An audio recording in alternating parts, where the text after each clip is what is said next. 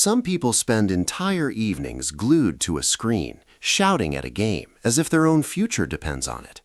Others walk past the TV, barely noticing what's playing. And here's the surprising part. That difference isn't about intelligence, personality, or emotional depth. It's about how the brain assigns meaning and reward.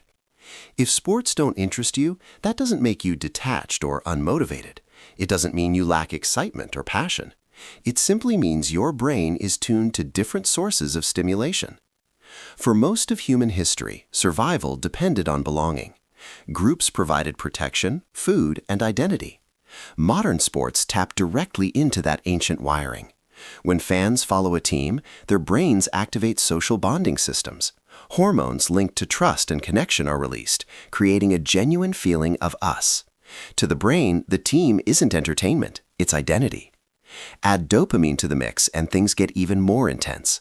Dopamine is triggered not by winning itself, but by uncertainty. Every unpredictable moment keeps the brain engaged. Neuroimaging studies show that watching competitive sports activates the same reward circuits involved in risk-taking and chance-based activities. The brain thrives on not knowing what will happen next. But not everyone's nervous system responds the same way. People who feel indifferent toward sports tend to show weaker responses to indirect competition. Their sense of self is less dependent on group outcomes. They don't borrow success from a team, and they don't feel personal loss when strangers fail. Their identity remains consistent, regardless of the score. There's evidence that biology plays a role here as well. Differences in dopamine signaling may influence how rewarding someone finds competitive spectacles. In other words, enjoying or ignoring sports can be partially shaped by how your brain processes reward, not by choice or effort. Interestingly, sports fans often demonstrate strong emotional engagement with people they've never met. They feel real concern, joy, and disappointment on behalf of others. But emotional energy is finite. Those who don't follow sports often invest it elsewhere, into relationships, creativity, ideas, nature, or personal challenges. For some, disinterest in sports also reflects life experience.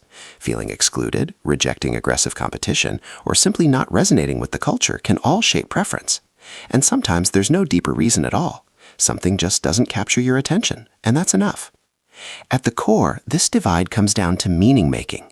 Fans find meaning in unfolding stories, comebacks, rivalries, long odds, shared tension. Non-fans often look for meaning where their presence changes the outcome, where effort leads to direct impact. Neither approach is superior. They're different ways of engaging with the world. Psychologists studying flow states have shown that deep immersion can come from countless activities. Watching a match is just one option among many. People who aren't drawn to sports often report feeling more grounded in their own lives. Their emotional energy stays close to home, focused on experiences they actively shape. There's something quietly powerful about that. So if someone asks whether you watch the game and you genuinely don't care, there's nothing missing in you. Your brain simply values a different kind of reward.